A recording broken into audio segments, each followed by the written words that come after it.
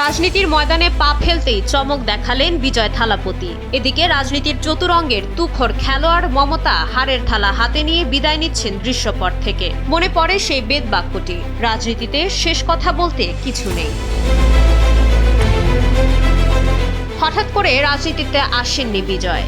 Fan ক্লাবকে রূপান্তর করেছেন সমাজসেবামূলক সংগঠনে। রক্তদান শিবির আর আর্তের সেবায় নিয়োজিত কর্মীরাই আজ তার মাঠ পর্যায়ের ক্যাডার। 90-এর দশকের যে শিশুরা পর্দায় বিজয়ের অ্যাকশন দেখে বড় হয়েছে, আজ তারাই ভোটার হয়ে তাদের প্রিয় নায়ককে দেখছে রাজনৈতিক বিকল্প হিসেবে।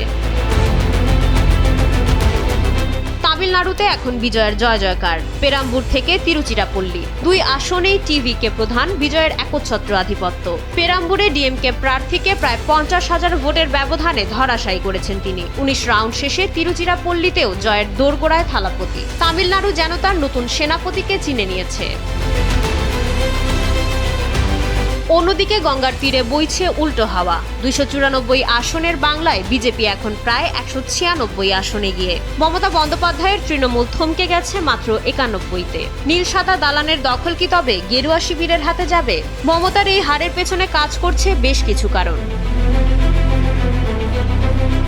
মমতার সবচেয়ে বড় শক্তি ছিল নারী ভোটার, কিন্তু কেন্দ্রে এনডিএ সরকারের মহিলা সংরক্ষণ বিল আর বিজেপির নারী বিরোধী তকমা দেওয়ার কৌশল এবার কাজ করেছে বিজেপির পক্ষে। পরিসংখ্যান বলছে 5% নারী ভোট এবার তৃণমূলের হাতছাড়া হয়ে বিজেপির ঝুলিতে গেছে। অমিত শাহের পে কমিশন কার্যকরের প্রতিশ্রুতি রাজ্যের প্রায় 20 থেকে 50 লক্ষ ভোটারের মন জয় করেছে। 1,08,000 সার্ভিস ভোটারও এবার মমতাকে বিমুখ করেছে।